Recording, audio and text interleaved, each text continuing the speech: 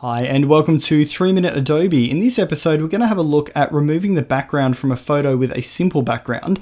There will be a link in the description to a second video which looks at removing the background from an image with a more complex background such as scenery or textures. Now with a portrait open in Photoshop, I'm going to first unlock the background here to make it a layer I can work with, and then I'm going to create a fill layer down here and select solid color. Pick a bright colour that contrasts with the background you're trying to remove. This will make it easy to see the effect as we start to apply it. Now I'm in the Essentials workspace and I'm going to select the Eraser tool or keyboard shortcut E. Click and hold on the tool and select the Background Eraser tool. In the tool options up the top here, we're going to ignore the size for the moment. I have the hardness set to 100%. This gives the edge of my tool hard edges as opposed to soft feathered edges. Of these sampling options, the next one across, select the middle once option. This means when you click, Photoshop takes a sample of colour from where the crosshair is in the middle of your tool, and as long as you don't lift your mouse button, it will only remove that. Continuous, the first one, means if you accidentally go over another colour with that crosshair, it will replace the stored sample and start removing the new colour instead. For limits, if you have a look under his arm here, there's also some background that we're going to try to remove. Now I'm going to make my eraser tool very large and click just above the arm to sample and remove this colour. Contiguous limits means it will only affect pixels of the sample colour that are touching each other.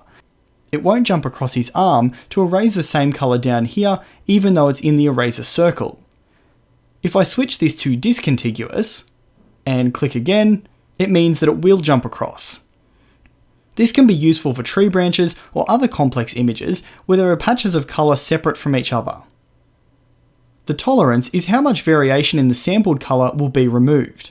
A high tolerance means more will be removed, but this can start removing good parts of your image as well. Finally, you can use the left and right square bracket keys to adjust the size of your eraser easily. With an image like this, it can be a good idea to lower your tolerance, make your eraser smaller, and zoom in to do areas around the face like this.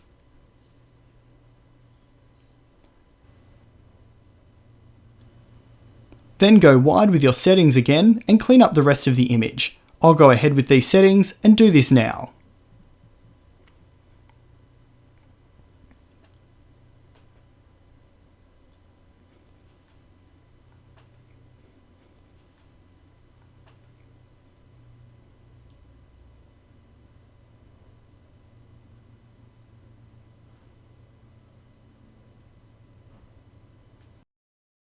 When you're done, go back and select just the eraser tool, and go around the image to clean up any leftover bits. This will erase anything that it touches, so be careful.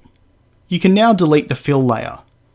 With your selection tool, you can move the image to another open project as a layer like this.